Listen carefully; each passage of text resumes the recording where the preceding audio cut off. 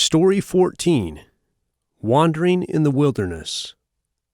God finished telling the Israelites about all the laws they must obey because of his covenant with them.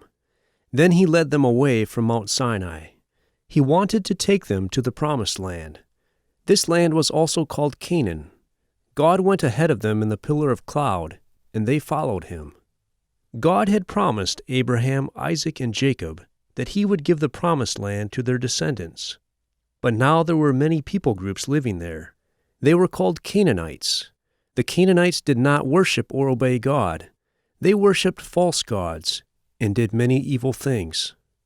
God told the Israelites, "After you go into the Promised Land, you must get rid of all the Canaanites there.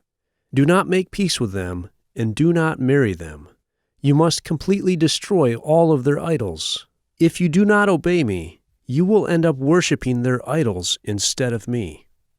When the Israelites reached the border of Canaan, Moses chose 12 men, one from each tribe of Israel. He gave the men instructions to go and spy on the land to see what it was like. They were also to spy on the Canaanites to see if they were strong or weak. The 12 men traveled through Canaan for 40 days and then came back. They told the people, "The land is very fertile and the crops are plentiful."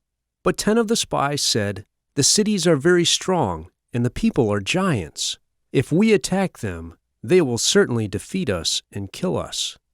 Immediately, Caleb and Joshua, the other 2 spies, said, "It is true that the people of Canaan are tall and strong, but we can certainly defeat them. God will fight for us." But the people did not listen to Caleb and Joshua. They became angry with Moses and Aaron and said, "Why did you bring us to this horrible place? We should have stayed in Egypt. If we go into the land, we will die in battle, and the Canaanites will make our wives and children to be slaves." The people wanted to choose a different leader to take them back to Egypt. When the people said this, God was very angry. He came to the tent of meeting and said, "You have rebelled against me. So all of you will have to wander in the wilderness. Everyone who is 20 years or older will die there and never enter the land I am giving you. Only Joshua and Caleb will enter it." When the people heard God say this, they were sorry they had sinned. So they decided to attack the people of Canaan. Moses warned them not to go because God would not go with them, but they did not listen to him. God did not go with them into this battle.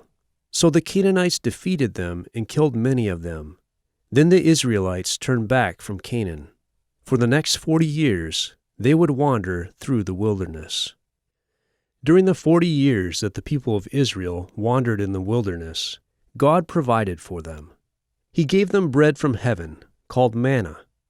He also sent flocks of quail, which are medium-sized birds, into their camp so they could have meat to eat. During all that time, God kept their clothes and sandals from wearing out. God even miraculously made water come out of a rock for them to drink.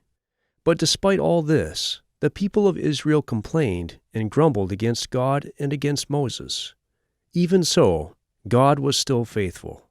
He did what he promised he would do for the descendants of Abraham, Isaac, and Jacob. Another time, when the people did not have any water, God told Moses, "Speak to the rock, and water will come out of it." But Moses did not speak to the rock. Instead, he hit the rock twice with a stick. In this way, he dishonored God. Water came out of the rock for everyone to drink, but God was angry with Moses. He said, "Because you did this, you will not enter the Promised Land." After the Israelites had wandered in the wilderness for 40 years, all of them who had rebelled against God were dead. Then God led the people to the edge of the Promised Land again.